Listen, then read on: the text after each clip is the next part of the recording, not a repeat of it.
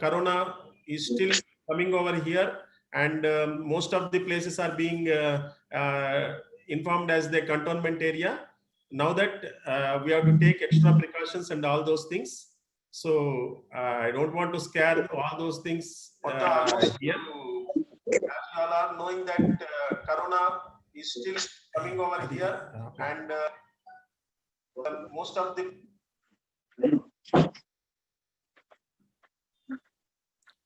friends, Sir Ravi Kishore Garu, shall we start the meeting? Sir, GSR Garu, I am coordinating with Prasanna sir. Okay. He's almost in, maybe a minute or two, if you can. So I'll start the initial proceedings, and I'll give my opening remarks, and Chinmastan sir will speak on the things, and then immediately after coming over here, Prasanna sir will take over the things. Is it okay, sir? No issue, sir. Please go on. Please go on. Okay. Please start, sir. Okay, sir. So, very good evening, everyone. On behalf of Management Committee of Vijayawada branch of SIRC, I welcome today's seminar, comprehensive aspects of the FEMA. So I warmly welcome you all for this today's CPE seminar. Friends, as all you know that we have conducted most of the programs in YouTube. That is, in the first 100 days, we have conducted almost 100 programs, whether it is for the members or students. Even students, auditing, company law, and also now that another GST and income tax, we have already completed the courses. So I request all the students, I request each and every member to inform of these things about your article students, so that they can take care about those things. We are doing all the best that what we can do from the institute for the student purpose, and also for the members. As you know that already more than 10,800 subscribers are there in our platform, in our new intangible asset, that is Vijayawada branch of SIRC of ICAI YouTube channel. There are almost 4,75,000 views, and 1,75,000 unique viewers are seeing our channel, and a lot of appreciations we are getting from all these things. More than 38 countries people are also watching our video channels, our video videos in GST or whatever the things that what you have placed in the YouTube. Now that we are also started a new avenue called a library type of thing. Thing is, we would like to make our YouTube channel as a Play Store, CA Play Store like that, so that I request each and every person to give your videos for 15 minutes or 12 to 15 minutes, so that each and every person in the matter of expertise that what you are having, so that each and every person will be get benefited by your videos and all those things. So I request each and every person, I already shared the information to you. I already given the topics also to you. And that now that another initiative is, we are just started, we are about to start that మన CTR tax reference లాగా every week case laws గానీ మనకి notifications, circulars అన్నీ కూడా మనం ఒక every week జిఎస్టీకి ఒక separate series, అట్లాగే ఇన్కమ్ ట్యాక్స్ కూడా ఒక సెపరేట్ సిరీస్ రన్ చేస్తున్నాం. సో ఎవ్రీ వీక్ ఆ వీక్ లో వచ్చిన అప్డేషన్స్ అన్ని కూడా ఒక వీడియో రూపంలో మన యూట్యూబ్ లో కూడా షేర్ చేయబడతాయి. సో దట్ మీకు ఏదన్నా కూడా ఆ వీక్ లో వచ్చిన నోటిఫికేషన్ గురించి కానీ, కేస్ లా గురించి కానీ, either high court, supreme court or any other important case లా గురించి కానీ, ఇదర్ డైరెక్ట్ ట్యాక్సెస్ కానీ ఇండైరెక్ట్ ట్యాక్సెస్ కానీ మనం నెక్స్ట్ వీక్ నుంచి మనం అది అప్లోడ్ చేయబోతున్నాము. So that is one more feather to our this institute Vijayawada branch cap of our channel. So అదే కాకుండా ఇంకా చాలా ప్రోగ్రామ్స్ కూడా ఈ సిరీస్ లో మనం రన్ చేయబోతున్నాం. అలాగే I welcome the madam also for this resource person Sudha ma'am, who is a program director in the Tax Pro for this today's session. I I also welcome our our Chinnamastan sir, ex officio of our branch, who is guiding us in all aspects, in each and every aspect of the branch. So we are sailing in a smooth way under his guidance. GSR Garu, sorry to interrupt you. Yeah. Central Council member CA D. Prasanna has joined the meeting. Okay. You may also welcome him, please. Okay, sir. Prasanna sir, I welcome you for this today's session. Thank you, sir. Thank you, for gracing the occasion. And now that I request our ex officio member, Chinnamastan sir, to kindly deliver his inaugural remarks about the present day CPE seminar, and also what are the things that are being happened at SIRC level and all these things. So I request Chinnamastan sir to kindly interact with our, deliver your message to our members. Thank you, sir. Thank you, Chairman. Good afternoon, members. Sir, my voice is clear enough, Yes, sir. Okay. Yes, sir, clear. Okay. Good afternoon, members. Chairman of SIRC, DC Jain, likely to be joined for this inaugural, and respected Central Council member, Sri Prasanna Kumar sir, Chairman of Vijayawada branch, G. Srinivas Rao Garu, Secretary, Madam Srita Shirin, other office bearers, and first chairman, speaker for this 6 days, CA Sudha Bhushan from Mumbai, and my dear members who joined for this course virtually, very good evening. Welcome to all for this 6 days. Can you unmute, sir, everybody?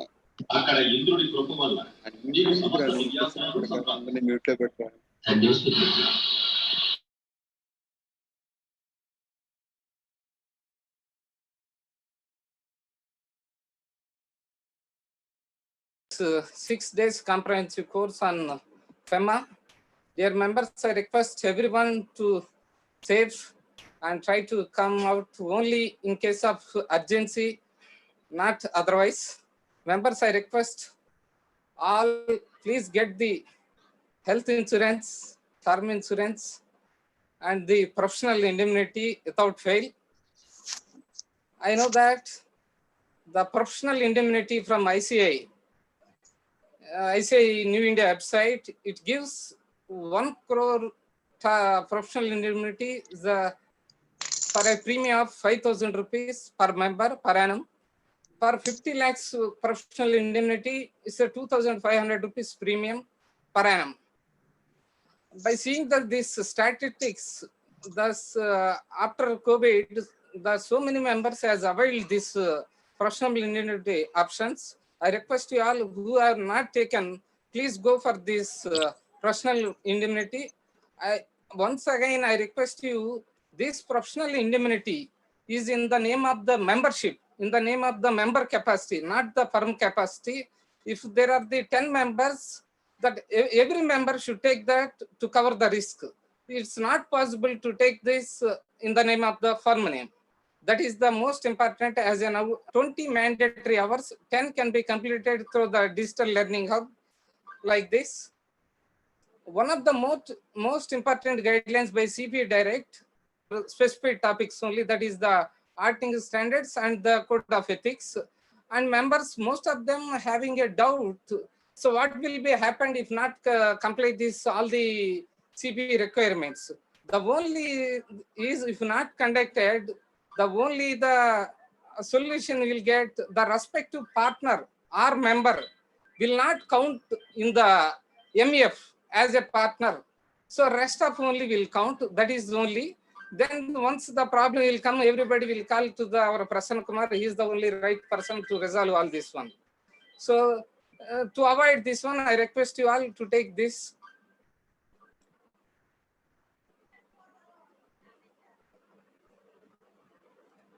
Members, the institute has allowed so many virtual certification courses with a minimum fee, which were to be attended earlier in a physical manner. I request you all the members, please try to join this course in this Corona time.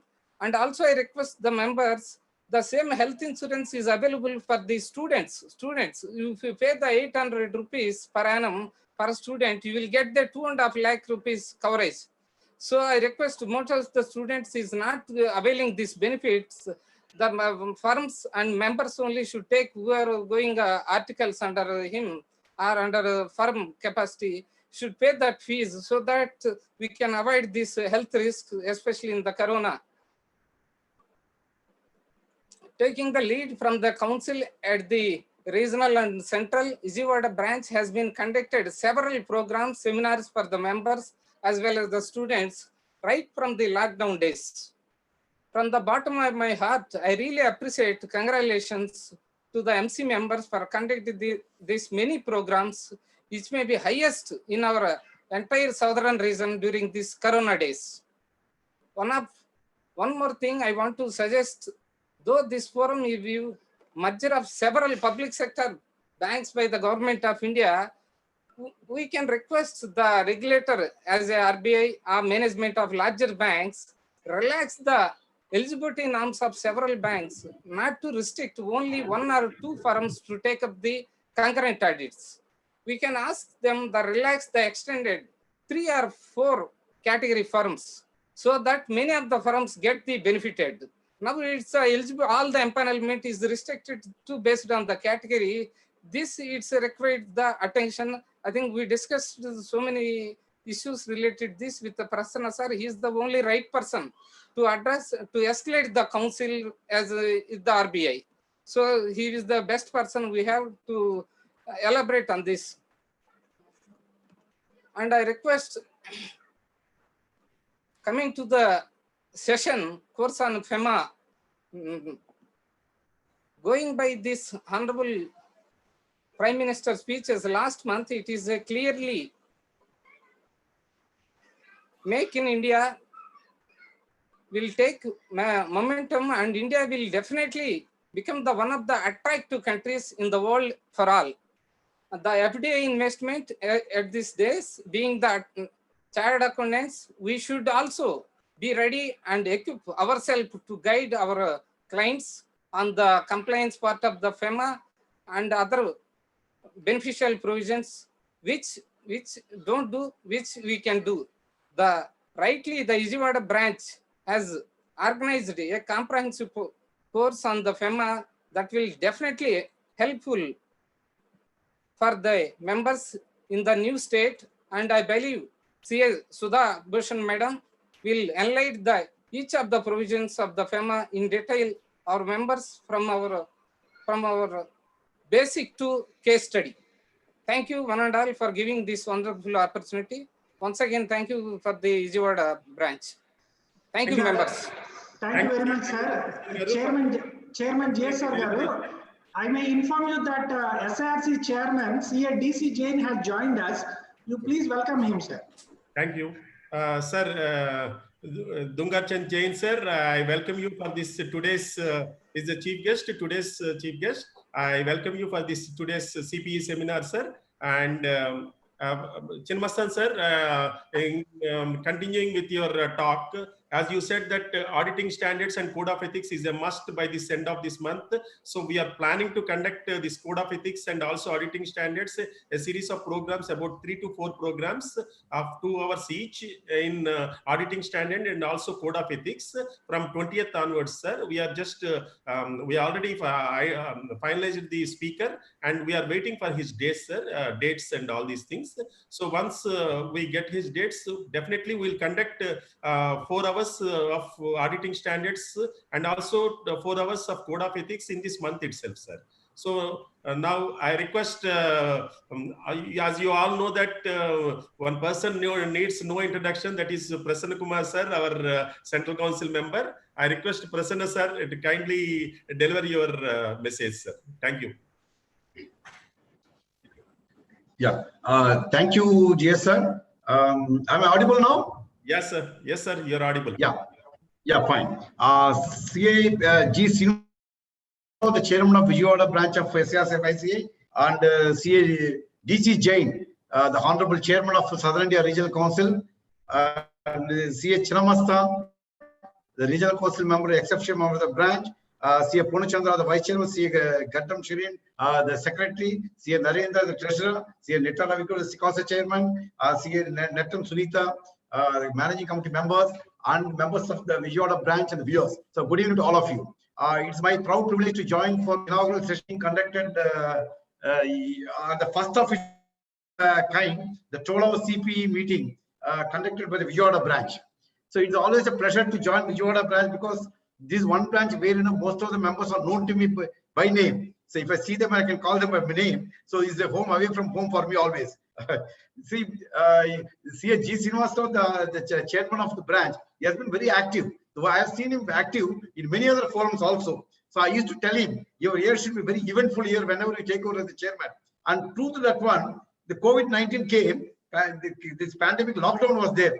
Then I thought, because of this particular situation, so Vijayawada branch may not be able to perform. I don't know.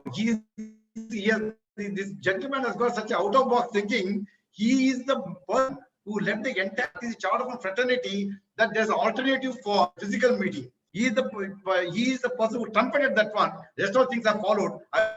So many webinars, seminars everywhere. So that's how, I always congratulate Vijayawada branch for such a great thing and the dynamic leaders of G. Srinivasrao. So with these few words, so I'll just touch upon because already 6:30. I don't want to take more than a minute. And DC Jain also has to speak. The chairman, a very important person. Okay, the topic chosen is a very good topic they have chosen, and you consider the FEMA is a very, very important topic. And particularly Vijayawada area, if you see every other house, somebody in years, every other house. So either studying or employed or settled long ago, and a lot of investment flowing in inbound investment and outbound investments are also there in that area. So this particular now having knowledge of FEMA is very much useful into day-to-day practice also. I'm sure with this 12 hours of learning with a renowned speaker like CA Sudha Bhushan taking the classes here, I'm sure all of us are going to get a lot of knowledge. In fact, I advise one of my partners to join. I think she's also watching from somewhere this particular program. So it's a very good program. I am sure that will enrich our knowledge and be helpful in our practice. So coming to one aspect, many members have been talking to me due to lockdown situation. There are situations when as per direction of the Ministry of Corporate Affairs, Government of India. So we advise that students' leave should not be considered as a leave. That should treat it as attendance. Number one. Number two, the stipend also should be paid. Now the doubts have come on the minds of the people. How long this continue? Lockdown is continuing somehow or other, even today. Should we still continue that one? Or because the public transport is not there and private transport is not available, and students are not in a capacity to come to the office, should we treat this also as a attendance or not? So all these things have come. And whether we should continue to pay the full stipend or off stipend, and some people are paying more stipend than prescribed by the institute. In this particular situation where he is not coming to the office, should we pay the minimum recommended stipend as per the institute guidelines? And there's so many questions that have come. So now we're deliberating about all these things. The council has given a lot of council members have given a lot of inputs to that one. Very soon you are going to get a guidelines from the institute how to deal with these matters. Further to this, there are some situations where they have completed their articles during the lockdown period. Now there's a time limit for filing that completion also in the SSB portal. Things got delayed because of lockdown, and there should be some immunity for the return without charging any that late fees and all. So that is also under the consideration. The finally it's the advanced stage of approval at the top level in the institute. So I don't want to reveal those things before it comes. But the guidance will come very soon. I think all of you will be benefited. Whatever doubts you had will be clear. With these few words, I too join the Vijayawada branch chairman in welcoming you for this particular meeting and get the benefit out of it. And maybe this is the first time I'm hearing a structured learning program. And there are certain issues maybe we are having how to log in, how to get the attendance and all. I think these all things will settle down very soon. So all the best. And I welcome DC Jain, though not physically, to virtually to Andhra Pradesh. The address of the techno-savvy person. Yes, he is excellent in Excel. He is excellent in Excel. So that person, I welcome him. I think we will have more information from DC Jain here. Thank you very much. All the best. Sir, thank you very much, sir, for your kind words. I sincerely telling that it is the Zoom platform that is very new to us, and that too it is a structured learning. So first we have to register ourselves, and then after making the payment, we have to approve the same, and then we have to admit the same. So because of all those technical things that happened, so that we already got the registration to the tune of 185, sir. So people are slowly coming up, and they are just we are already given some video message also how to join all these things, because Vijayawada is not yet acquainted with the Zoom, sir. So that's why that is becoming a little bit problem now. So we are all waiting for our chairman, sir, to deliver his inaugural issues. Before that, because I want to say one thing about this course, because this course FEMA we have learned a long back for 15 marks or 20 marks, whatever the case may be. After that, because of these local problems, we don't involved in the get acquaintance with the FEMA course, because it is turned as a capital of the city. Now that there is a lot of importance that is focused on the learning of the FEMA course. So for that purpose, I really thankful to the Sudha ma'am for coming over here and delivering the things. And now it is our chief guest of the day, Dungachan sir. I welcome you warmly for this today's CPE seminar. Thank you for sparing time for us. And I request Shrita Shireen ma'am, secretary of the branch, to kindly introduce the chief guest with a little bit introduction, sir. Not lengthy. I request. We have, I think it's 6:30. Yeah. Short, just 1 minute, sir. Just Shrita ma'am, please. Unmute. Shireen Garu, please unmute. Shireen Garu, please unmute yourself and proceed. Okay. I am very glad to read the profile of our today's chief guest, our dynamic chairman of SARC of ICICI, Dungar Chand Jain, sir. He is a commerce graduate and chartered accountant in practice at Madurai. He has passed a higher diploma in software engineering. He has been elected to the Regional Council of SARC of ICICI for the term 2016 and 19 and re-elected in 2019 and 22. He has served as Secretary of SARC of ICICI and Vice Chairman of SARC of ICICI and currently serving as Chairman of SARC of ICICI 2020-21. He is leading the chairman of following committees of SARC of ICICI, CPE Committee 2016-17, CPE Committee for Members in Industry 2018-19 and 19-20, and Information Technology and Digital Transformation Committee for the last years. And he had been a visiting faculty at Madurai College and Fatima College and Madurai, covering chapters on stock markets and derivatives. He has presented papers on information technology with reference to the DSC, C-filing and uses of Excel in various forums and CPE meetings. And being tech-savvy, he has been instrumental in preparing few in-house softwares.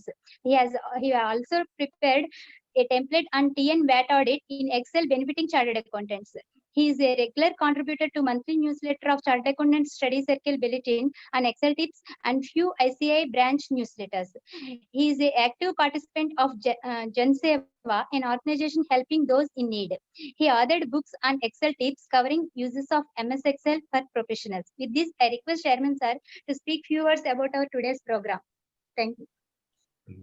Beloved Honorable Central Council Member, C.A. Prasannaji, who is one of our great strength in our executive committee as well as the regional council, who brings a lot of value addition in the council.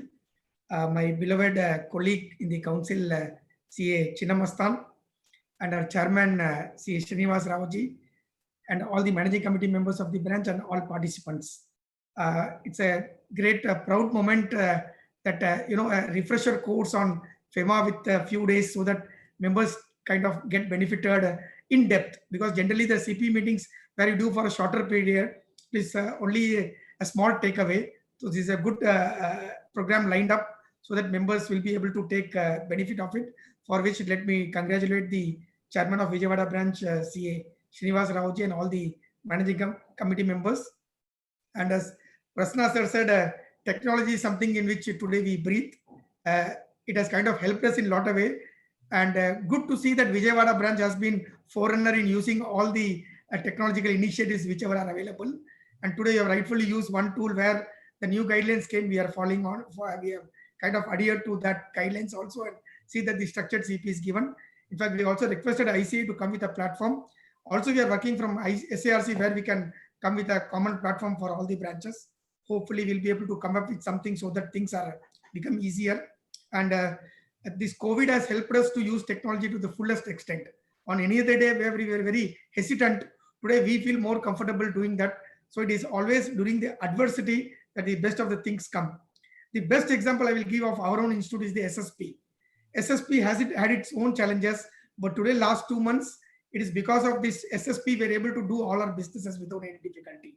So likewise, wherever technology has been implemented, your income tax, your GST, wherever we just have to kind of log in, click the button, do things, it has kind of only eased things. I also take this opportunity to tell you all that our DCMM model 2.0 has been launched by the institute. I request each and everyone to kind of evaluate yourself, evaluate the firm where you stand today. Because I've seen generally that when it comes to technology, our CS are more aversive. Oh, what will happen to my data? What happens if anything gets lost? The challenges were there in the erstwhile system of our physical thing. It will remain in the technological era also. But we have to kind of make good use of it.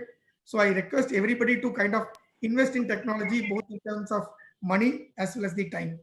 And as far as the topic, the core topic FEMA is concerned, I remember if somebody were asked me for 10 days that, sir, what happens if NRI does this or it comes?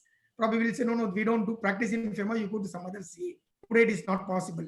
Like we are doing all the work of GST or the indirect taxes, which we are not doing. Today, it becomes important that we get to know all the things which are related to FEMA, because there are a lot of times it is interlinked. Income tax today just cannot go in isolation with FEMA. It has also to be considered together so that we are able to kind of know and advise our clients in a better way. I also take this opportunity to request members to pay your membership fees on time. The last date is 30th September. Kindly do not wait till that. It's all online. You'll have to log in through the SSP portal.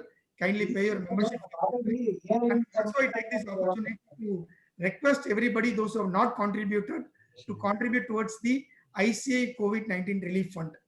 Kindly contribute for the fund. That is a mark to show our unity and solidarity, and so that we can tell ourselves as true partners in nation building. Kindly contribute those who have not contributed. And I will remember that in whatever we do, we have been excelling, and I only request that you kind of maintain the complete quality in what we do. Let us discharge all our duties and functions, not just to earn emoluments or the money, but to provide confidence to the community and to the country in being accountable to the authorities and the legislature, which has bestowed upon the great autonomy to the profession. I request all to kind of maintain quality in all things. See that you go adhere to the standards on auditing, the new code of ethics, all the newer things come. Not that because we have to do it is compulsory, but let us choose voluntarily to see that we keep our profession's name at the high. See that our name of IC is always coming in the top and the best manner in all forms. So thank you, Srinivas Raoji, for invited me, and was fortunate to address all the members in virtual mode. If things go fine, we'll meet sometime physically also, sir. Thank you, sir. Thank you, sir. Thank you very much for your kind words. As a part of this COVID fund, sir, contributed more than 345,000, and about 85 persons are directly involved, sir. And even we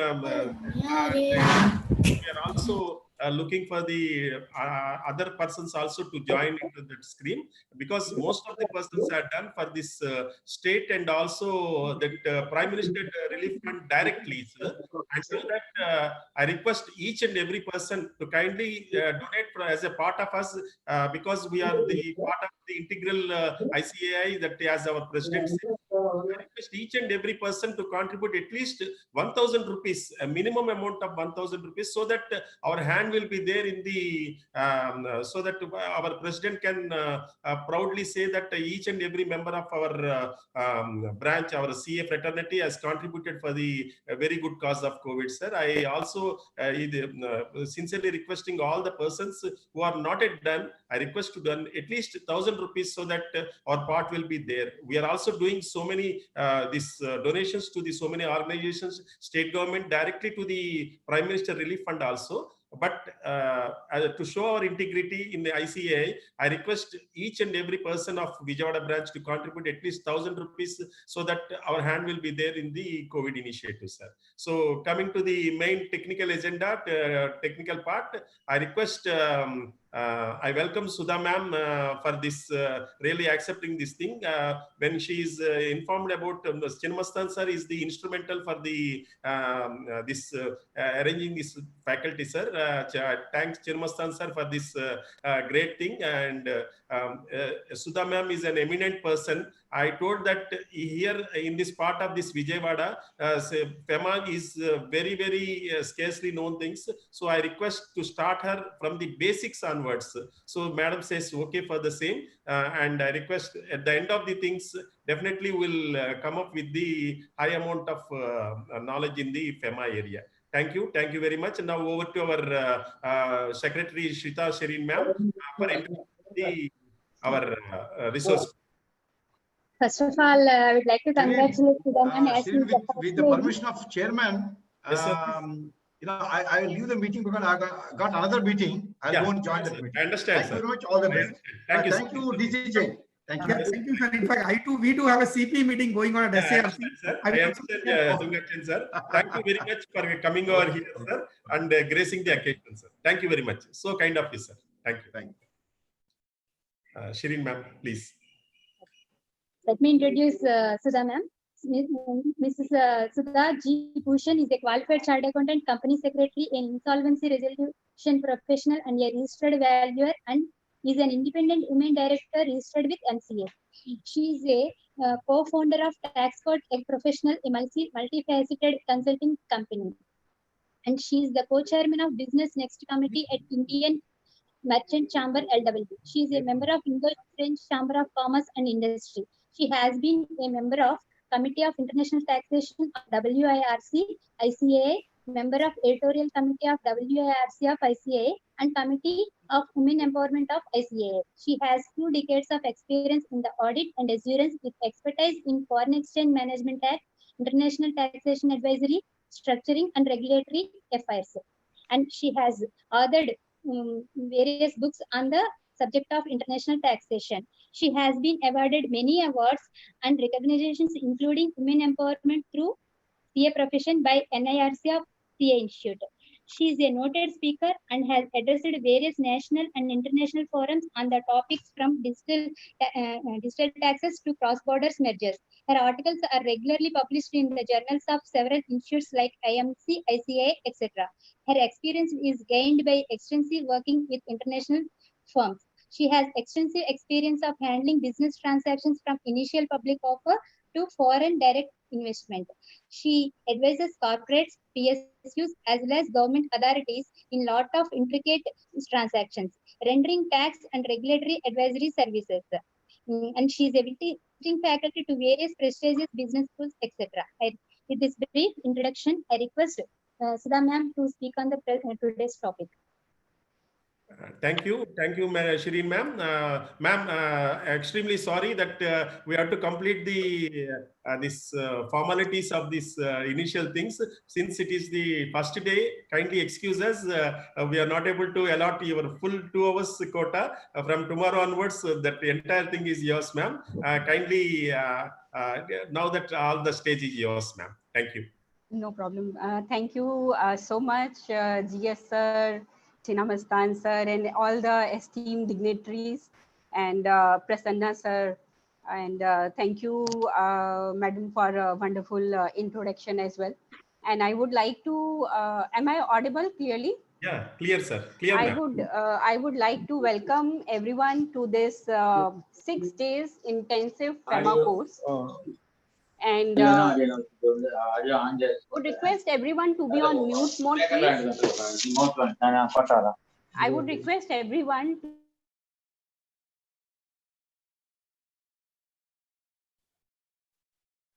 like to congratulate Vijayawada branch for such a wonderful initiative. I would like to congratulate Vijayawada branch for a wonderful initiative of using the technology to their benefit. Which is facilitated by. I would request to please mute yourself. Can you please mute? Yeah. It is very nice to know that the YouTube channel of Vijayawada branch is doing so well, and people from 38 countries are viewing the channel. So it is a great initiative. I would like to congratulate the dynamic chairman for the initiative. It is very good to know. Now coming to the topic, FEMA. We're going to discuss FEMA for the next today and for next 5 days. A few protocols. We're going to discuss from strat, and we are going to discuss everything which is there. The questions the PPTs will be shared with you, so you don't really have to worry about them. PPTs will be shared. Questions, kindly ask questions at the end of the sessions, because I always want it to be interactive. However, being on a digital mode, what happens that if people ask, I can already see there are more than 110 participants who have joined. So with these many participants, what happens that if I start taking questions in between the session, there may be important things which may be left behind. Welcome again, and let us start the session today. And for 6 days, we are together. Don't leave anything unanswered. And in fact, what I would suggest, I would start with giving you my phone number so that we are connected. And if you have any queries, particular queries, you may kindly text me. You can please take my number, 9769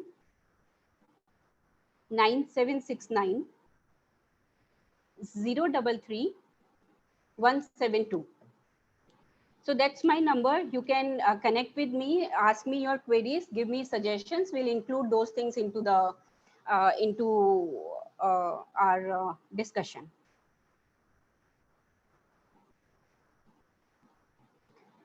So everyone has access to my screen now. Can you see the screen? Shireen ma'am, can you confirm if you can see my screen? Yes, madam. Sure. Yes, madam. We are able to view your screen. Please continue. Thank you. So let me start it by saying, what are we discussing and why are we discussing? We are discussing the Foreign Exchange Management Act. Now, why are we discussing?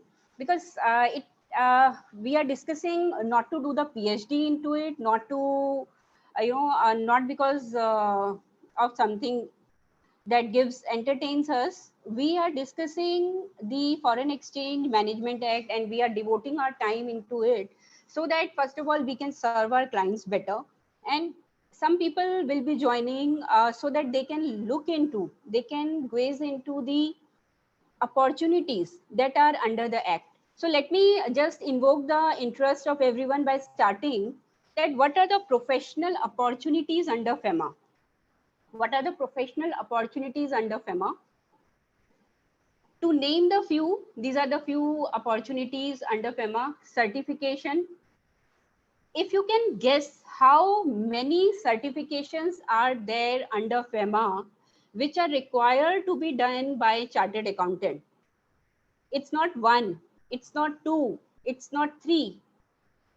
It's more than 30 certifications that are required to be done under various rules, regulations, guidelines, directions, and Act, FEMA Act, that is required to be done by chartered accountant.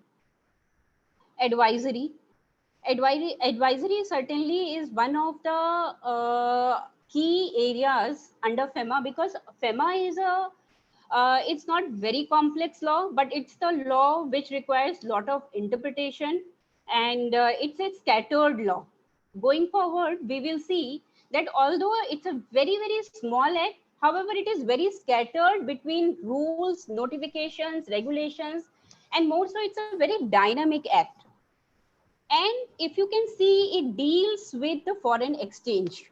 It deals with non-residents. It deals with resident who is going to do the investment outside India. It deals with people who are going outside India. So it is about the uncertainty, and people always need more of advisory into the various transactions, whether it can be done, whether it cannot be done, and if it can be done, how it can be done.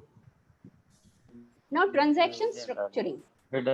Transaction structuring also no transaction which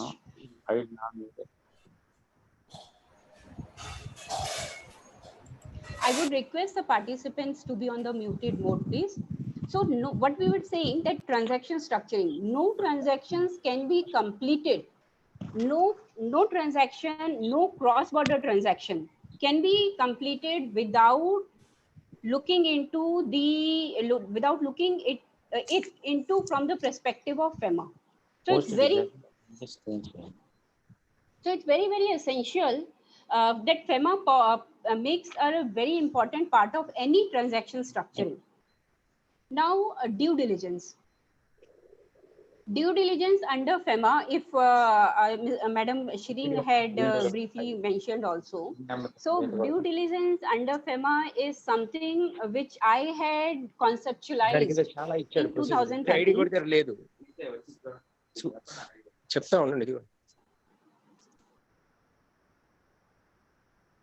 I request everyone to kindly mute the same. It is causing a lot of disturbance. I request everyone, each and every participant, kindly mute your mic, because from here I'm unmuting, I'm muting all, but somebody is unmuting the same, so that it is causing a lot of disturbance to the resource person to deliver her message. I request each and every person to kindly don't unmute the same. Thank you.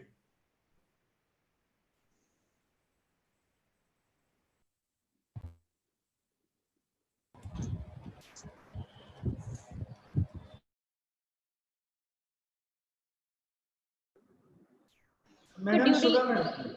Yes, sir. Yeah, please unmute and please continue, madam. Yes, sir. Yes, sir. Am I unmuted?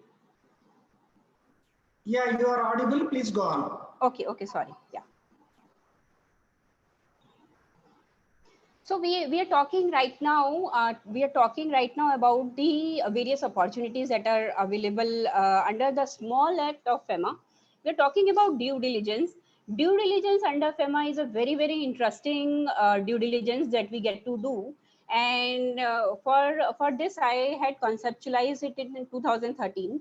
And we are going. I know you will be wondering, Madam, what is this due diligence under FEMA? We have seen financial due diligence. We have seen tax due diligences, we have seen environmental due diligences, we have seen legal due diligences. But what is this due diligence under FEMA? So this is sort of a icing on the cake, and we'll keep it for the last session like a dessert. And we'll be discussing due diligence under FEMA once we have discussed all other concepts and all other subject matter under FEMA. Compounding. Compounding under FEMA, once we have not followed the provisions under that is required to be followed, it can also be compounded. And we have a separate lecture, we have a separate day that is, I think, 14th of June, that will be dealing with compounding under FEMA. So compounding under FEMA is an easy process. However, you need to know the total. You need to know where and what needs to be compounded. Now, one thing that I would like to highlight it here, that previously FEMA was a very closed act, in the sense that there was no much guideline, no much case laws, no much assistance available, that how and what needs to be compounded, what are the contravention. However, Starting 2 years back, RBI has started publishing the compounding orders it gives in various matters. So all the compounding orders are available for everyone to know and to understand. So these are the opportunities that are there in FEMA, and these are only to name the few. There are enormous opportunities that one can look into. Starting with our subject matter today, what are we going to discuss? So I'm not going to hurry because we have the whole span of 6 days. We are going to devote enough time on all the aspects so that when you are out of these 6 days, you can handle your clients better, you can deal with the transactions better, you know what compliance to be done, and what forms needs to be filed, what structuring can be done. So all those things will make sure. And again, before I start and dive into the subject matter, again, I have shared my phone number. If you have any particular query or suggestion, kindly you can write to me and I'll take it up. So what we are going to discuss today, definitely we'll start with the basics. We are starting with the framework. We'll discuss about the important definitions, and we are going to discuss the accounts under FEMA. So what exactly is FEMA, and how the exchange, how it has evolved as a law? If you see the history of exchange control law in India goes back to 1939, when the law relating to exchange control was introduced for the first time as a war measure under the Defense of India rules. It was subsequently placed on a statutory basis by FERA in 1947. And then it was replaced. It was FERA 1947. Then it was replaced by FERA of 1973. And after that, the FERA of 1973 got replaced by FEMA of FEMA in 1991. So what exactly has changed? What exactly has changed? For us to understand FEMA, it is very, very essential that we understand the FERA. So the purpose of FERA, it was an act to consolidate. It was an act to consolidate and amend the law regulating certain payments, dealings in foreign exchange and securities transactions indirectly affecting foreign exchange and the import and export of currency for the conservation of foreign exchange resources of the country and proper utilization thereof in the interest of economic development of the country. So I would like to draw your attention here that the purpose of FERA was conservation of foreign exchange resources.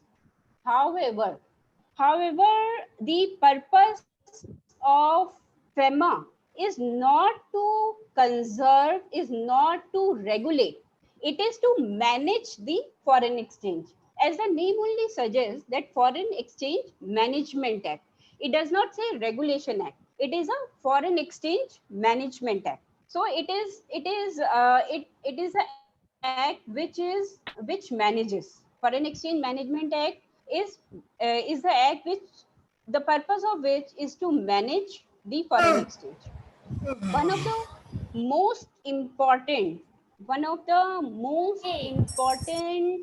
differentiation which is there in FERA and FEMA is that under FERA there was presumption of culpable mental state. There was presumption of culpable mental state, that every person is presumed guilty till the time he is proved innocent.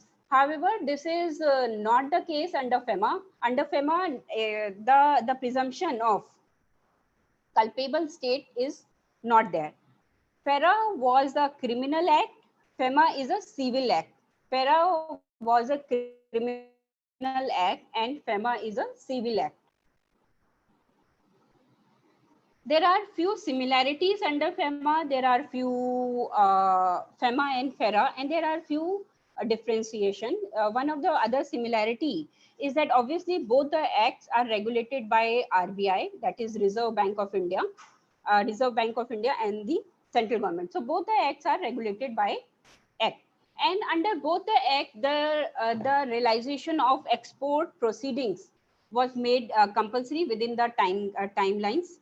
The enforcement of FERA was with Enforcement Directorate, and the enforcement of FEMA also is with Enforcement Directorate.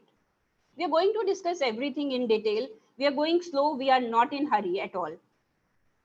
Jurisdiction.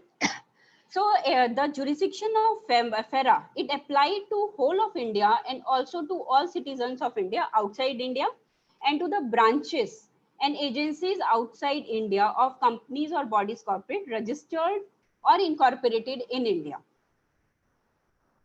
Similar to FERA, FEMA also has extra jurisdictional rights as to besides India. It stretches its arms also to outside India in the manner that it is also applicable to all the branches, offices and agencies outside India owned or controlled by a person resident in India or resident in India. So there are penal provisions under FERA, there are penal provision under FEMA. So there was under FERA, there was blanket power of search, seizure and imprisonment, which is there in FEMA, however, which is much mellowed down, and which is not as severe as that was in FERA. One of the important differentiation is relating to appeals. An appeal against the order of adjudicating authority under FERA could only be before the High Court.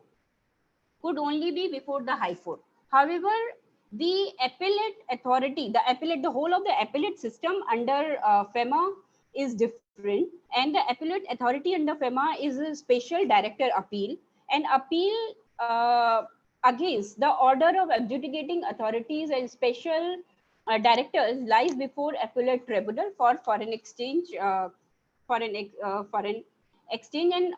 appeal from an order of appellate tribunal, then it can lie to the High Court.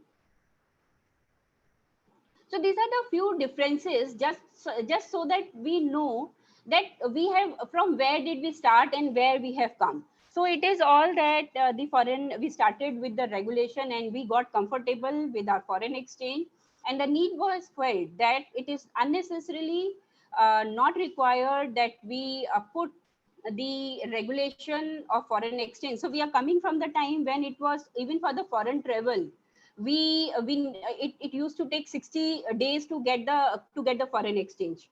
So that's how we have seen the change. Let's talk about now. This is all regarding the FERA and FEMA. That from where have we come and where we are. Now, in the beginning, we discussed that FEMA is a scattered law. What exactly is this law, the regulatory framework of law? Before I get into the regulatory framework, let me describe to you how the various authorities are there. So FEMA is an act which is governed and regulated by RBI, and RBI in turn delegates its power to the authorized bankers, authorized dealers, and authorized dealer in turn disseminates the information and controls and takes care of execution of the law. So that's how the powers are delegated. We are going to discuss that in detail as well. Now coming to how the regulatory framework of FEMA is there. The regulatory framework of FEMA is as follows. That is, there is an act. There are regulations by central government. There are regulations by Reserve Bank of India. There are rules by central government. There are notifications. There are circulars. There are master circulars. There are master directions. There is FDI policy issued by DIPP. So this is the whole of the framework of FEMA. How FEMA is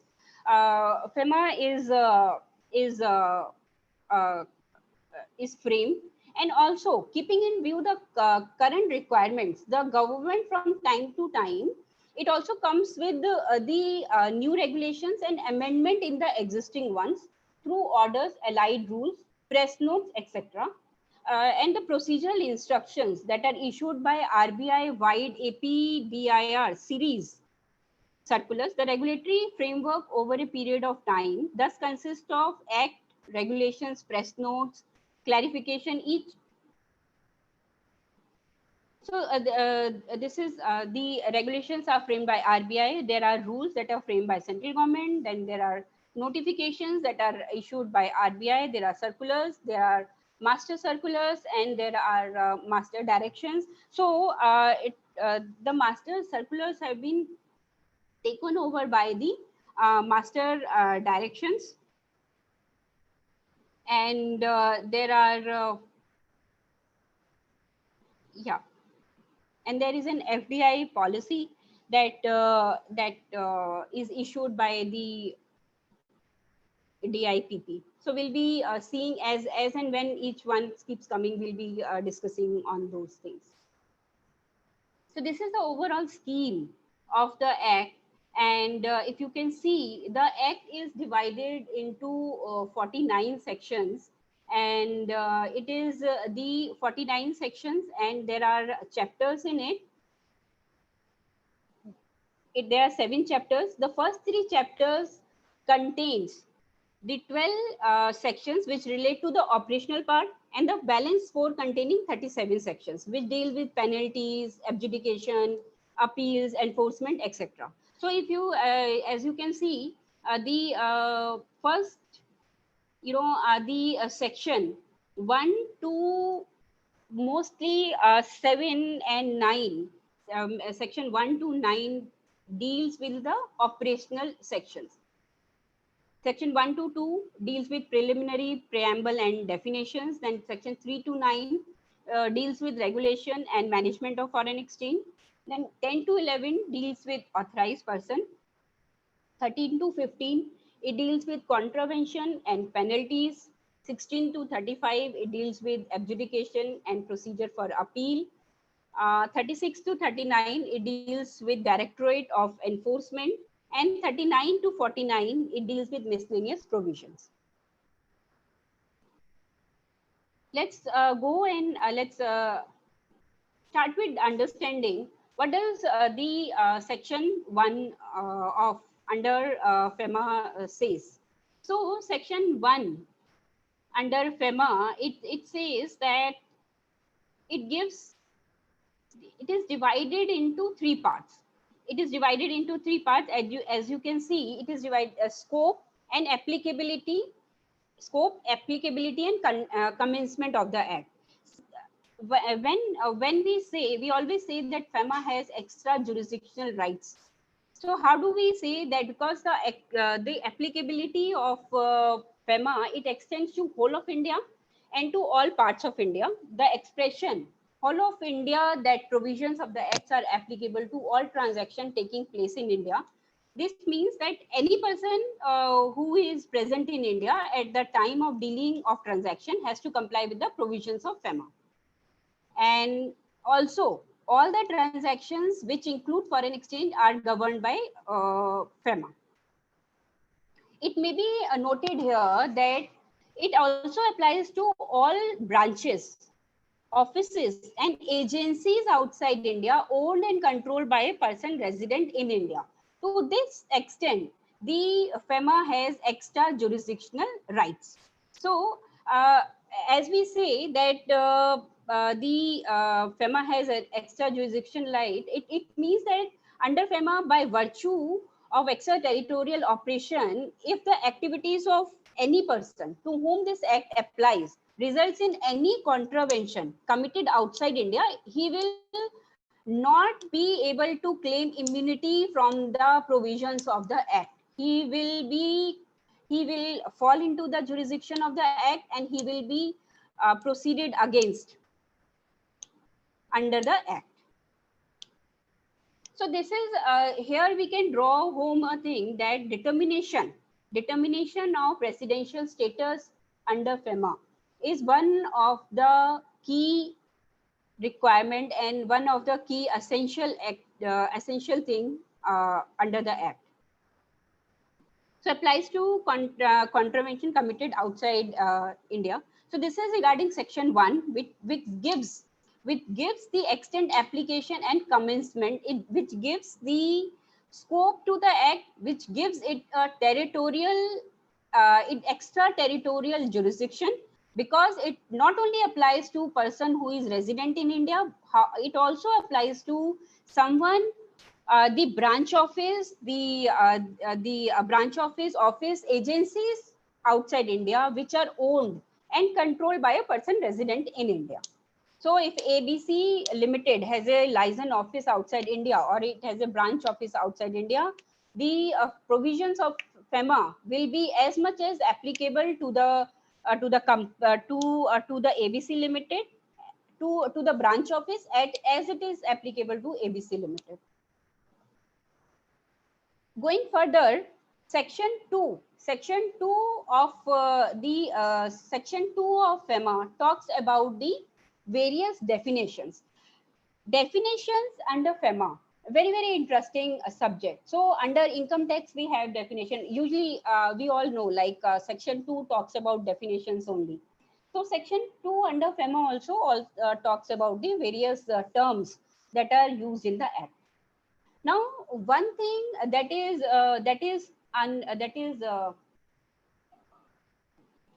there in FEMA is that the terms are not only defined in the Act, but there are terms which are defined under the various regulations as well, depending on the use of the various definitions. For example, Indian party, which is defined in ODI. For example, investment vehicle. So there are a few definitions which are defined not in the Act but in the regulation, depending on the use of the definition. So when we are doing various regulations in detail, for example, ECB, FDI, so we will be seeing that how the definitions are defined under the Act. There are basically 4 types of definitions under the Act, which are, there are inclusive definition, there are amalgam definitions, there are specific definitions, and there are exhaustive definitions. So the definitions of words like currency, person, transfer, these are inclusive definition. What do we mean by inclusive definition?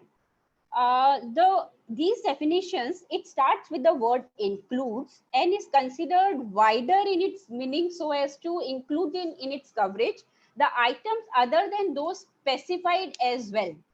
So we'll be seeing, for example, one of the inclusive definition we can see is includes is the definition of person.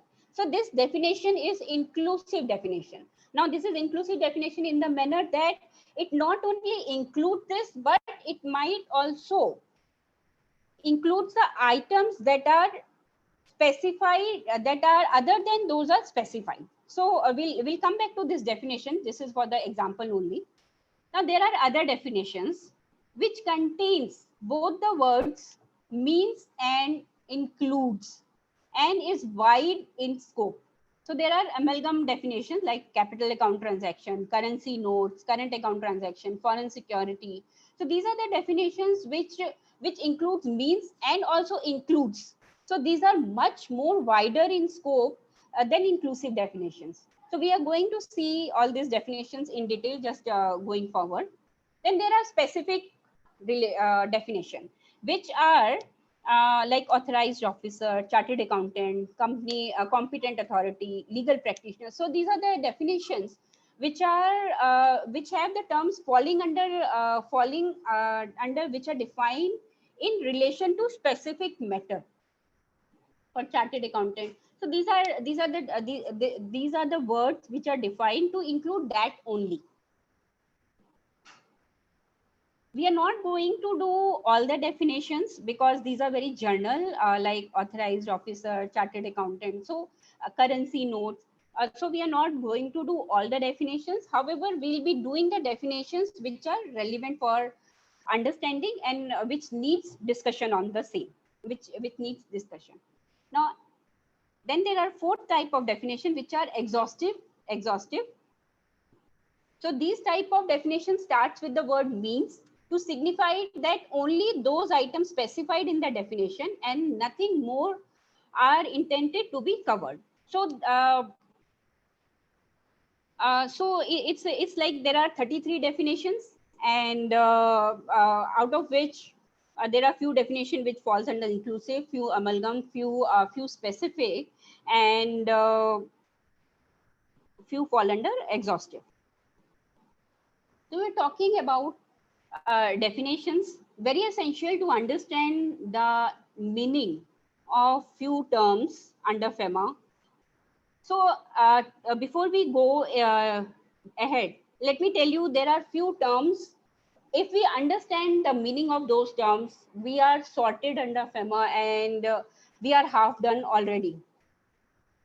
The definition of person, the definition of person resident in India, the definition of current account transaction, and the definition of capital account transactions. So if we have clarity on these definitions, in that case, we are very well sorted and will be able to approach the problem much more confidently and much more clearly. Coming to the definition of person. So the definition of person includes the term which is an individual, Hindu undivided family, the company and the firm, an association of person or body of individuals, every artificial juridical person not falling within any of the preceding subclauses, any agency, branch, office owned or controlled by such person. So if you can see that the definition of term person is very vital, as it is used almost in all the provisions. It's an inclusive definition, and if you see that it includes, it's a very exhaustive definition, and includes not only the prima facie company or firm, but also any agency, office or branch that is owned or controlled by such person.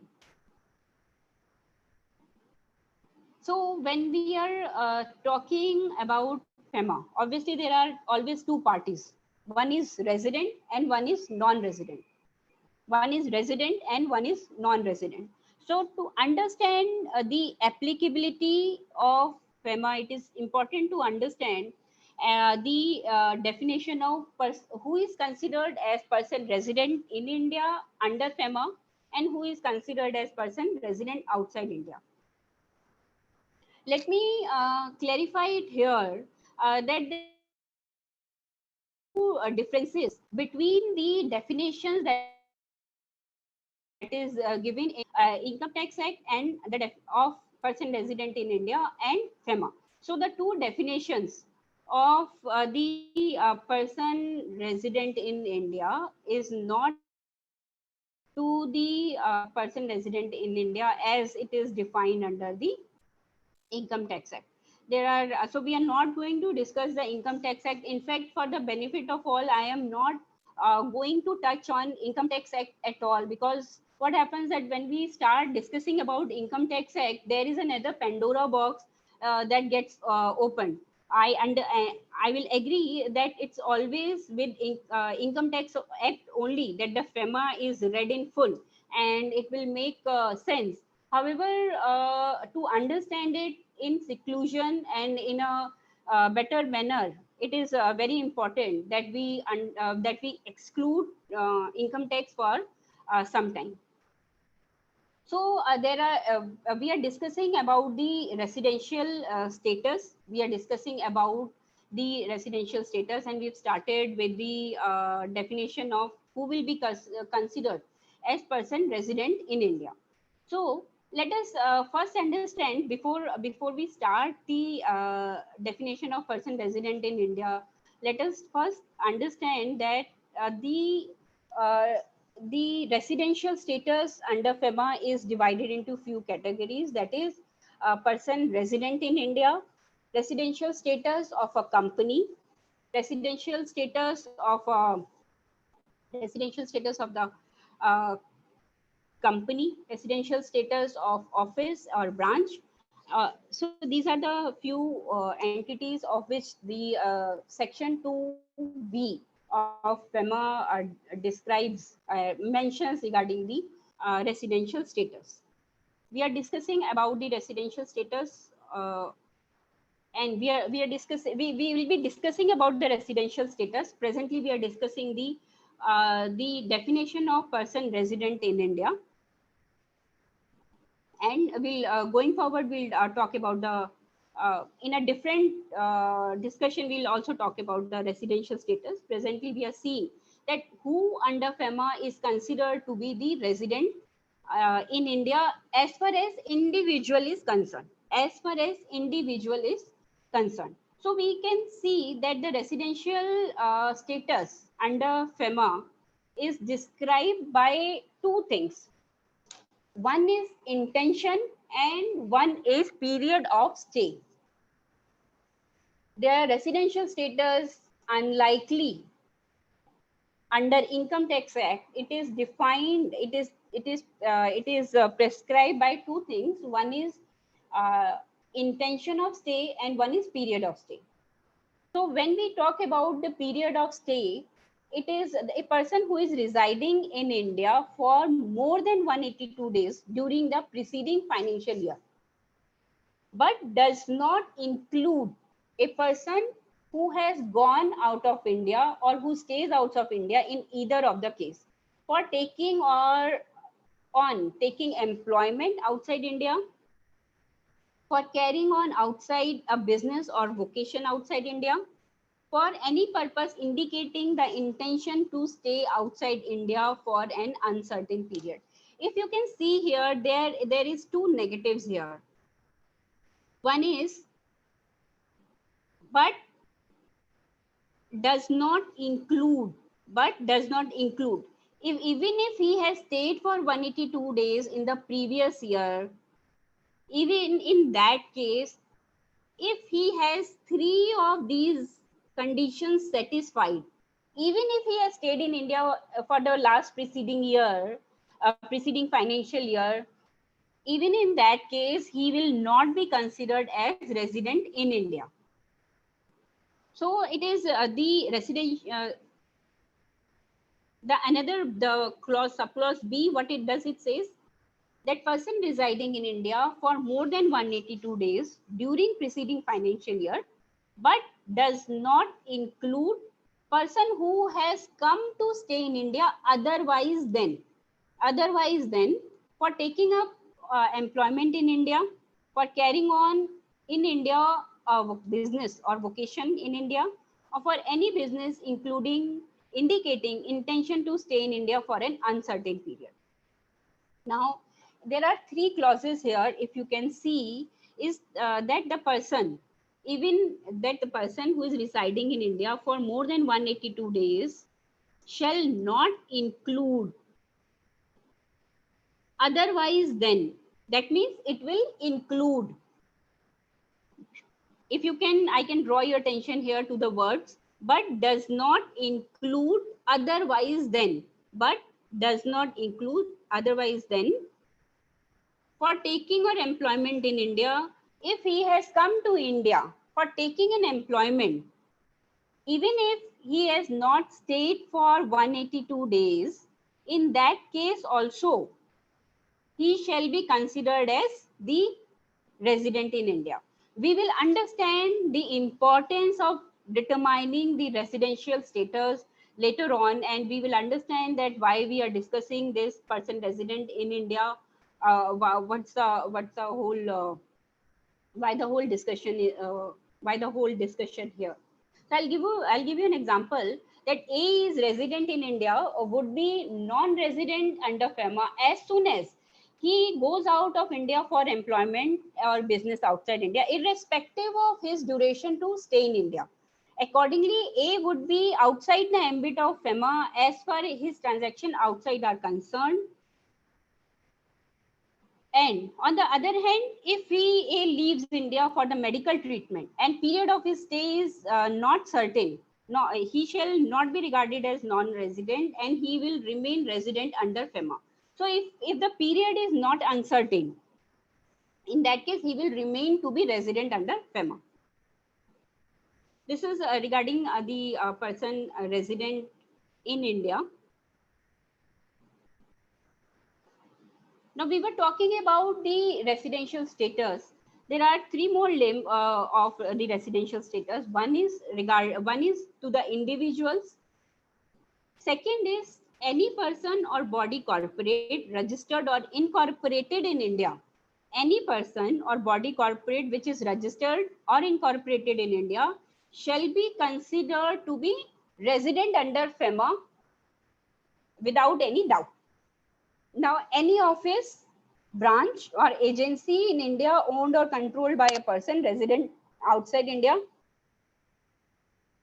or any office, branch or agency outside India owned or controlled by a person resident in India. So these are the people who under FEMA will be considered as person resident in India. So I am again emphasizing that it is essential for us to execute FEMA, to apply FEMA. It is very, very essential that we understand that who is considered as person resident in India. Person resident in India, we have seen. Let us go and understand who is considered as person resident outside India. So person resident outside India has not been defined, and person resident outside India means any person who is not a resident in India. So these are the few examples that Mr. Johnny Walker leaves India on. We have already seen, just for the sake of it. Mr. Johnny Walker leaves India on 21st of December 2014 for taking up employment abroad. Now, will Johnny Walker will be considered as resident or non-resident? Now, Mr. Johnny Walker will be considered as non-resident effective from 21st of December 2014, irrespective of the fact that he was residing in India for more than 182 days in the preceding financial year. If you can see here, what we are talking, that person residing in India for more than 182 days, but does not include the person who has gone out of India in case of taking employment. That means that even if he has stayed in the preceding financial year for more than 182 days, but if he is going to for taking an employment abroad, in that case, he will be considered as resident, non-resident from the day he has moved outside India.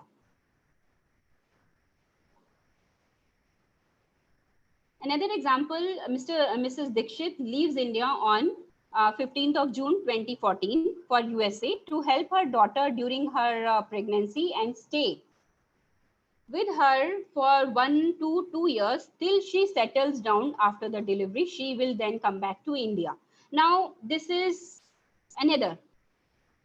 What we need to see whether the visit of Mrs. Dixit is for the certain period or is it for the uncertain period. We have to see what was the intention of her to go out of India. So Mrs. Dixit residential status is going to be as under that for the year 14-15.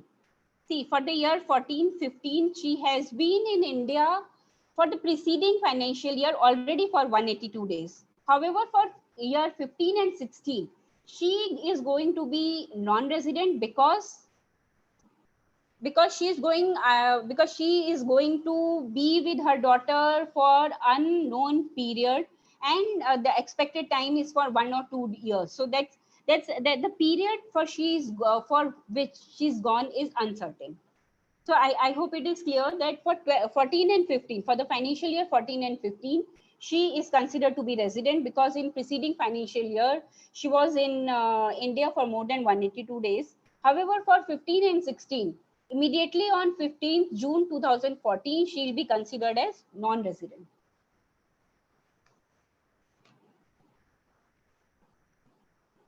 So what we are doing right now, we are discussing the definitions, important definitions under FEMA. We have seen the definition of person. We have seen the definition of person resident in India. We have seen the definition of person resident outside India. And we have seen some examples. Now we are seeing an important definition that is there of foreign currency and foreign exchange. So mind you that foreign currency and foreign exchange are two different terms and they are not interchangeable.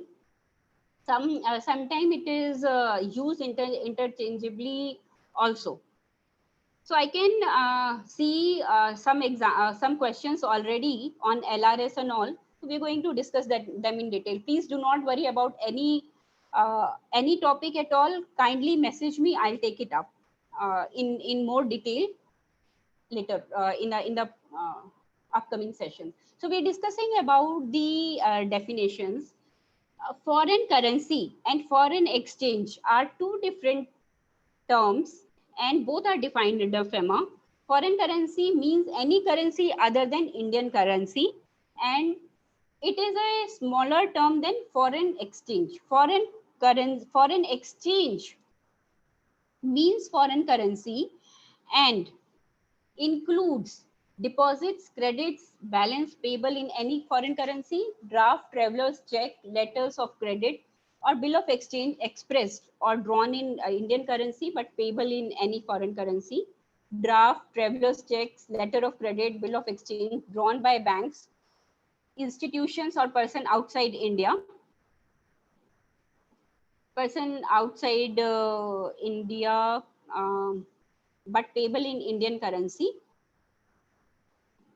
The foreign exchange shall mean drawn in one currency, say Indian currency, and payable in another currency, say foreign currency, or drawn in outside currency and payable in Indian currency.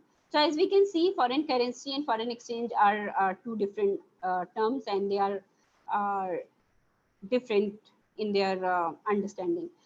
Coming to the next definitions, which are important but which has not been defined anywhere in the Act. So NRI, PIO, we'll see them at the right stage. Then there is a definition: capital account transaction, current account transactions, capital account transactions, and current account transactions. I'm just parking it for a second. We will see it. So the whole edifice of FEMA is based on the capital account transaction and current account transaction. If you understand what is capital account transaction and what is current account transaction, and you can differentiate between the two, that means the half of the job is already done. We are going to see it in detail. So we have seen a few of the important definitions. Resident, we have seen the definition of person. We saw, and we will be seeing the definition of capital account transaction, current account transaction. And there are other definitions as well, like repatriate to India, Reserve Bank of India, prescribed is defined. So there are other definitions which we are skipping, like notify is defined, legal practitioner is defined, import is defined, foreign security is defined. So we are leaving these definitions because they are, you will be able to understand them by reading only. It's nothing invokes any discussion. Now coming to the regulation and management of foreign exchange, if it is how the sections are divided. We saw that section 2 is definitions. Now we are coming to section 3, which talks about dealing in foreign exchange. Section 4 talks about the holding of foreign exchange. Section 5 talks about current account transactions. Section 6 talks about capital account transaction. Section 7 talks about the export of goods and services, and Section 8 talks about realization and repatriation of foreign exchange. So we'll see all of these sections.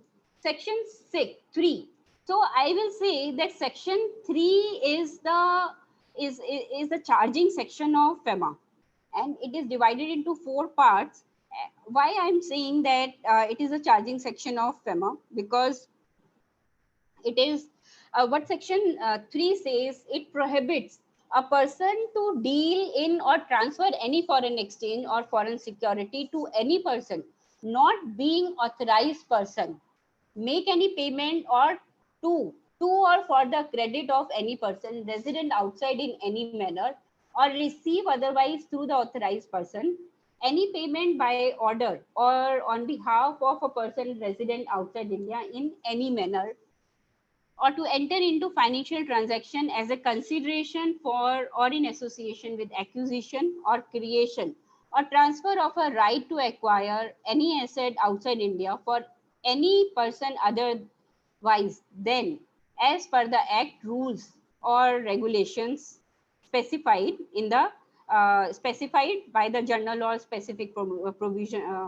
of the RBI. Now, what exactly do we mean here? What exactly is the meaning? That no person can deal in foreign exchange without following the act, without the permission of RBI. Your friends goes to you, so you have gone to Europe on a travel. You acquired 1,000 euros to be spent, and you are coming back, and you keep the you have that unspent money with you. You have that unspent money with you. Now, would you be able to keep that money? Would you and your friend also has to go to the another country of Europe. He also needs euros. So will it be fair transaction, will it be right transaction that you give those euros to your friend and he goes and visits? He needs to purchase it from the authorized dealer only, because there is this no person can deal in foreign exchange without the directives of the without following the permission of the under FEMA as specified by the RBI. Another example before we delve into the section wise. So if A is a person who is resident in India and he is a relative of B. So you have a friend, you are the person and you have a relative B. Now your relative is an NRI. Your relative entered into general power of attorney with yourself. Now you have sold their land to your relative. So there are two people, let us say A and B. So A is a person who is resident in India and is a relative of B. B is non-resident, and B has entered into general power of attorney with A, and A sold the land of B to XYZ Limited. Whatever land B had in India, B is an NRI. Please be with me. B is an NRI, and B has sold the land of his land in India to another company. Now B is requesting you, your relative who is B, he is requesting you to receive the sale consideration of sale of land from the third party, that is XYZ Limited. Are you allowed to enter into this transaction under FEMA? You are selling, your relative has a land in India. Your relative has a land in India. He has entered into he's given you general power of attorney. He has sold, your relative has land in India. He has sold that land to XYZ Limited. Now what he is saying, that when the compensation of the land comes, instead of remitting it to your relative, you take the money in your account. Whether that transaction is permissible under FEMA or not. Let us see whether it is permissible or whether it is not permissible. FEMA prohibits under section 3A that no person shall deal in or transfer any foreign exchange or foreign security to any person not being an authorized person. That means if you went to Europe on a business trip and when you came back and your employee, your another person has to go back to Europe again, you cannot give him the remaining, the left out foreign currency that was left with you. You have to give the currency back to the authorized dealer and the other person has to purchase it from the authorized dealer, because FEMA prohibits that no person shall deal in or transfer any foreign security to any person who is not an authorized person. What does section 3B say? So section 3 is a charging section of FEMA because it gives, it prohibits any person to deal in foreign currency. It prohibits that no person shall deal in foreign currency without the general or specific permission of RBI. We are talking about section 3B now. What does it say? That any payment, that no person shall make any payment to or for the credit of any person resident outside India in any manner. No person shall make any payment to or for the credit of any person resident outside India in any manner. What does it say? You are making a payment. Your client wants to incorporate a company and you are making the payment on behalf of your client and to the credit of your client. Is it an allowed transaction under FEMA? So the transaction is not allowed under FEMA because no person can make any payment for the credit of any person who is resident outside India in any manner, so that it gets credited to his account later on. So such transactions are not allowed. Now we come to the subsection 3 of section 3, subsection C of section 3. What does it say?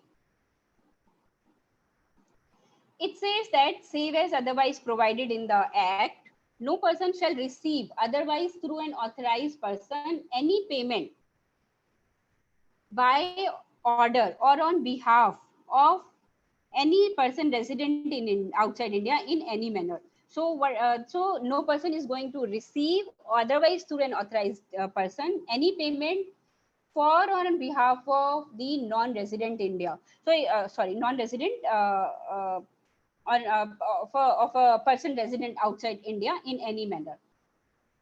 So we can say that the law prohibits any transaction to be done by a person if he is not dealing it as per the general or special permission of RBI. Section 3D says that no person shall enter into any financial transaction in India as consideration for or in association for, in association with acquisition or creation or transfer of a right to acquire any asset outside India by any person. So, for example, we can see that A is an NRI, has a property in UK, and he wants to transfer the same to B. B is a resident, and B wants to make a payment of same to the parents of A in India.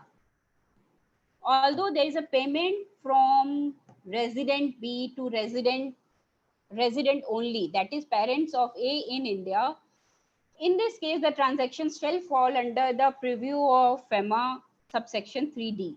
Now, again, let us see that what does section 3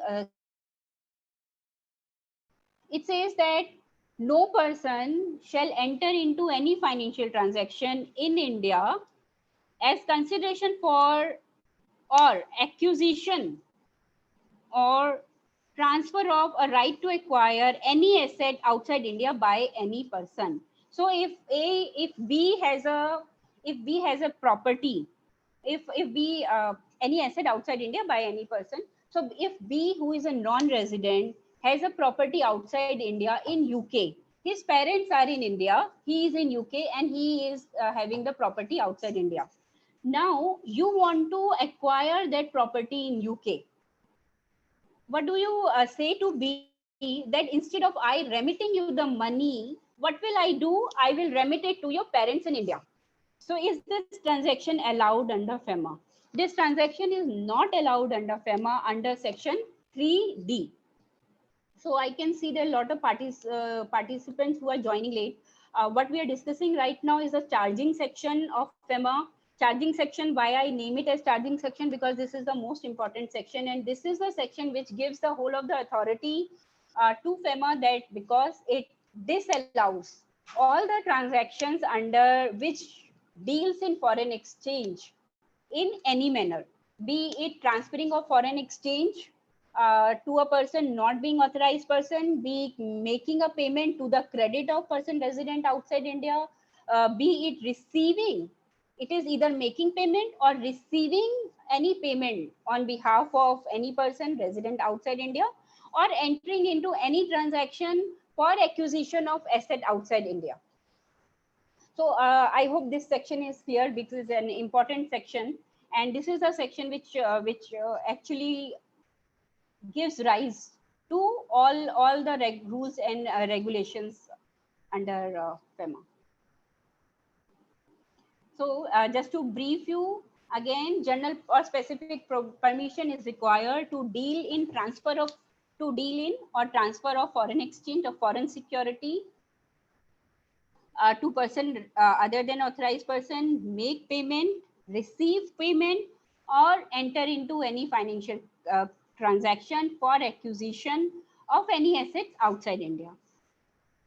So you cannot take any foreign exchange, you cannot transfer any foreign exchange, you cannot make the payment for the credit of person resident outside India, you cannot receive any payment on behalf of person resident outside India.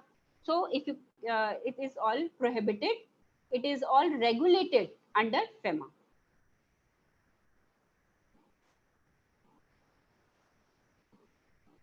These are the few examples for your thoughts only.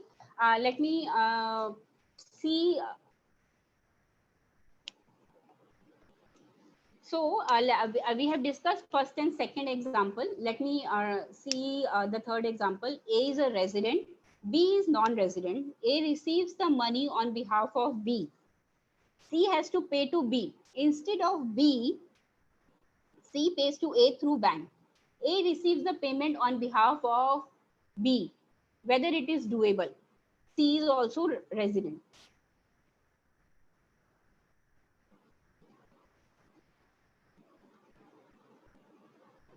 So it is not doable.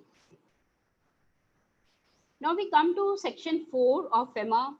What we are discussing, discussing the scheme of FEMA. We are discussing the framework of FEMA.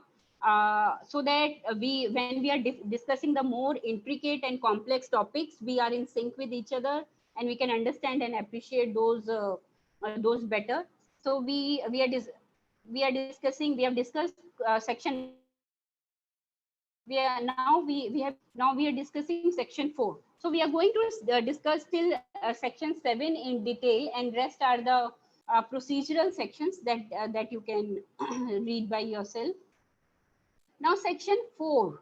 Section 4, it says that holding a foreign exchange, save as otherwise provided in this act, no person resident in India shall acquire, hold, possess, or transfer any foreign exchange, foreign security, or animal property situated outside India. So if the person is holding it, it is not allowed. Now we come to the most important part of FEMA, on which the whole of FEMA is the edifice of FEMA is kept. That is section 5 and section 6. What are these sections and what does it say? Section 5 of the of FEMA deals with current account transaction, and section 6 of FEMA deals with the capital account transaction. The one mantra of FEMA is that, as I said, that it is to decide, it is to see that whether a transaction is a capital account transaction or it is a current account transaction. Now, if I say it in a brief words, is that every transaction under FEMA can be seen from the perspective of characterization. First, you characterize a transaction, its characterization, and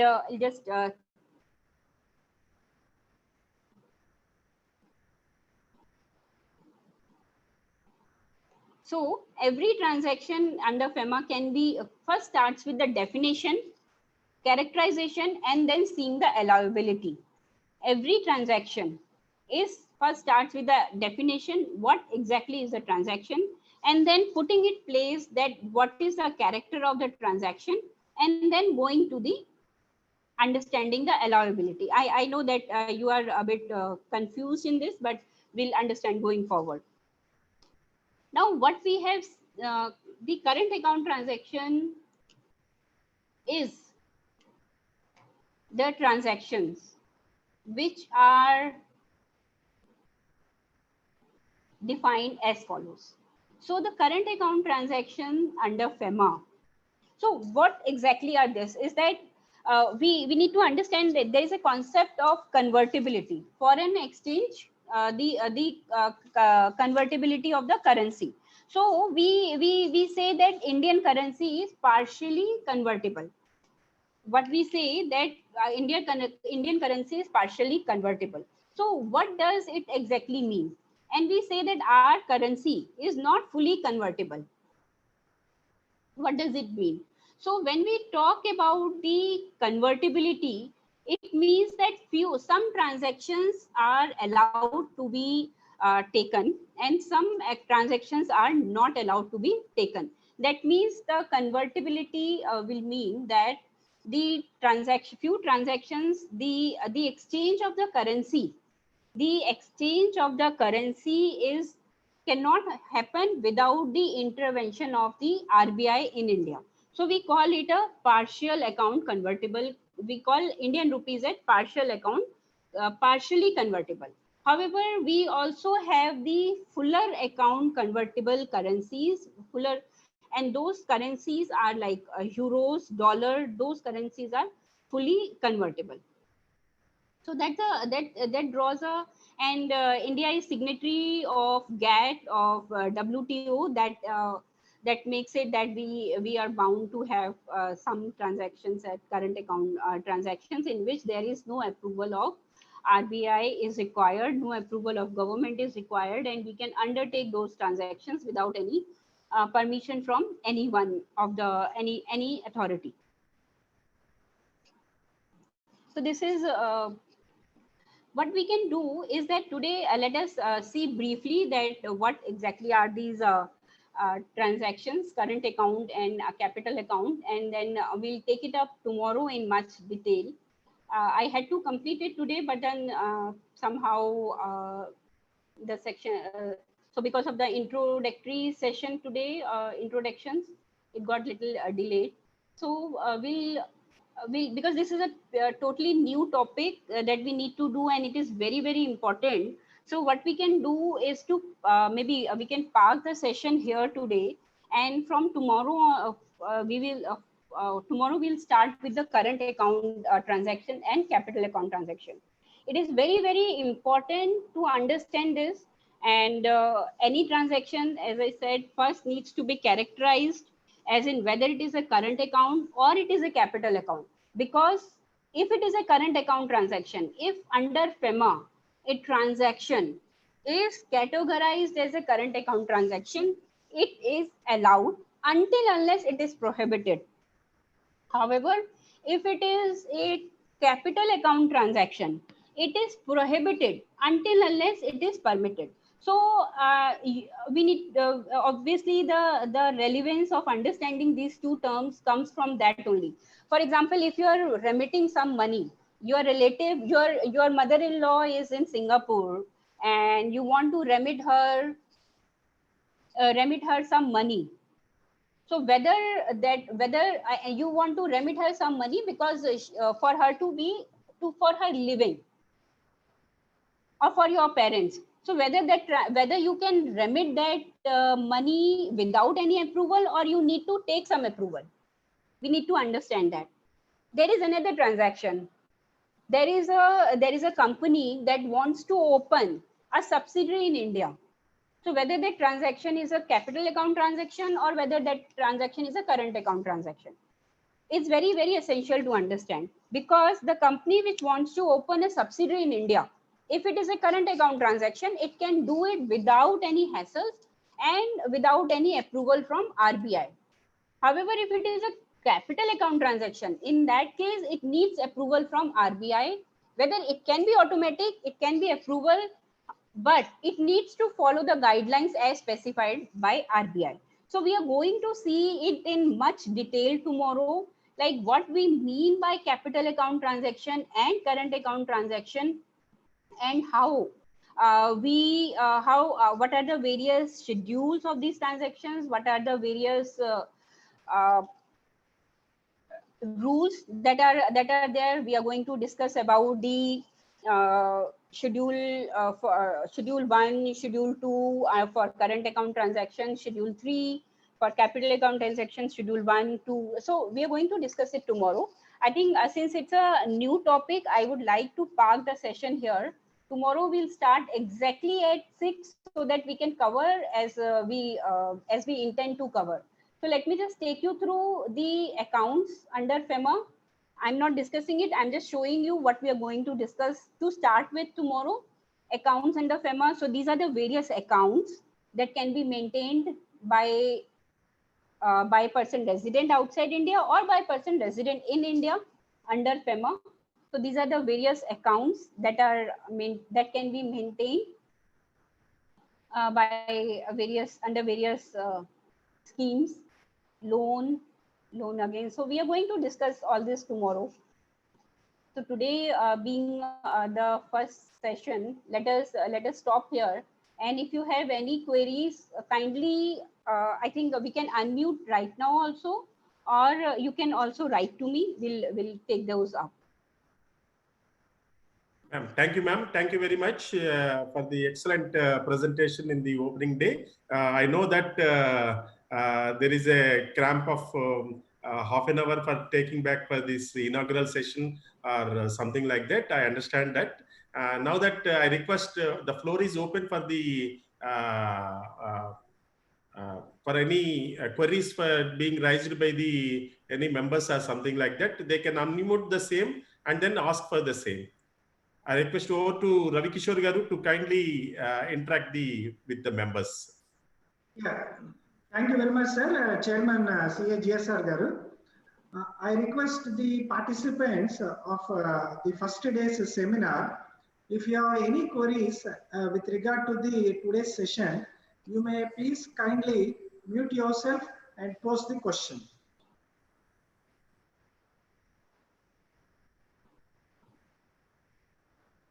I can see one of the thing that so illustrations we'll be doing with illustrations only, and so you don't worry about it. We'll be taking up a lot of illustrations. So today it has to be at a very primary level, which is very, very required, so that all of us are on the same page.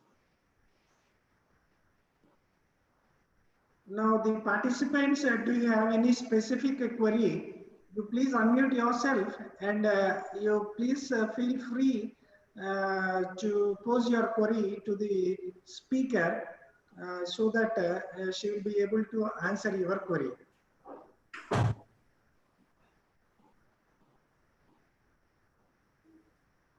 Madam, I think many of us are clear with the today's topic. Maybe as the session, hello, we may get questions. Yeah, somebody is speaking. Please go on. Is it madam? nice? Good evening, madam. Good evening, madam. Yes, sir.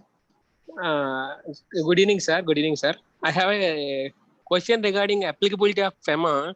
From long past, I am not at all, not yet get answered about that regarding the applicability of FEMA, madam. The query is goes on like this. There are two parties, Mr. A and Mr. B. Both are person resident outside India. Hmm. Now the question is that Mr. A has some dollars. He visited India in order to acquire a property, some property in India, immovable property. Now the dollars which he possessed, he gave it to Mr. B. Since the Mr. B is also a non-resident who requires the dollars. No, you are talking. There are two people, A and B. A and B. Hmm. A is having US dollars, some amount of 3,000 within permissible limit, baggage rules. But he came into with that to India. Okay. Okay. Then he requires some Indian rupees as he is acquiring the property.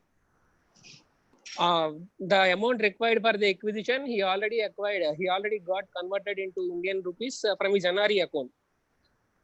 The balance which was he got into India, that 3,000 odd amount, he gave it to Mr. B, who is in India at that point of time, to acquire for his expenses while moving in India. Now my question is that whether it has any implication on Section 3A that prohibits unauthorized exchange of the foreign currency. Yes. Whether it triggers that. So he has to surrender it to the authorized person and take the necessary Indian rupees. He cannot give it to he cannot give it to a fellow resident. That cannot happen. Ma'am, both are the non-residents, ma'am. Both the parties are non-residents. That applicability, the scope of the act covers citizen of India, as you said earlier. Yes. But my question is that the Section 3 nowhere specifies that it applicable specifically to person of India or person outside India. Yes. So I had that query. Yeah. So they come to India, right? Yes, ma'am. They came to India. Okay. Yeah. In But that case, had handed out. Ma'am, please. So no. So so they have come to India. So both are non-residents. They had purchased some currency and they have some currency, Indian currency. They have foreign currency. Yes, ma'am. A has foreign currency. Handed over to B. B, being a non-resident, he's also having an Indian account. In that, in INR rupees, he gave it to Mr. A in by withdrawing the amount. So he is a non. He's how come he has an Indian account? He has an NRE account. Ma'am, he's having an NRO account, ma'am. He has an NRO account. NRO account, while he temporarily stays in India, he withdraws for his personal expenses, ma'am. Right. Out of that, that small amount, it seems his requirement of US dollars at that time. Yeah. So we'll see it. The NRO account and NRE account. What are the permissible debits and credits? So we'll see. Okay. We'll okay, see ma'am. Okay, ma'am. Yeah. I think that I had not got my point. Sorry, in the course of time, I'll later on ask the question, ma'am. After getting your clarifications. Thank you, ma'am. Thank you. Yeah. Ma'am, a question raised by C.T. Chaudhary, sir. A relevance of any person in Section 3D, will it include both resident in India and person resident outside India? Yes. That is the question raised by our member. Yes, sir. Yes, it will include both person resident in India as well as person resident outside India. So if you see the definition of person, it is very wide. So it includes both, and the term that is used in Section 3 is person. So it is including person resident in India and outside India both. Okay, ma'am. Thank you. Anyone else? Or else we'll call it for the day. Yeah, no more hands are raising, and also nobody. I think the people may ask in the sessions to come. We can sign off for today, GSR Garu, I think. Yes, sir. Thank you. Thank you, everyone. I request everyone to kindly join meeting by exact 6 o'clock. Ma'am is also already telling that it should be a productive one, and every minute is important, because we have to cover so much of this thing, and also there are so many doubts that are being raised by the members. I request, we are making note of the chart also, so that ma'am can see the chart and she can answer the things.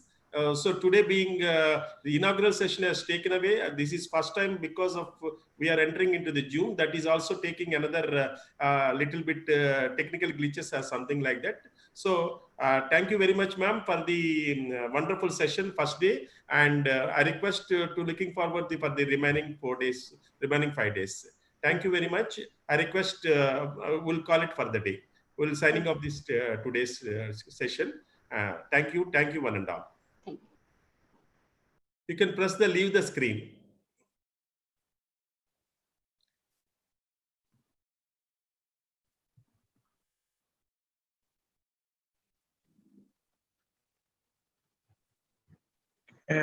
Click end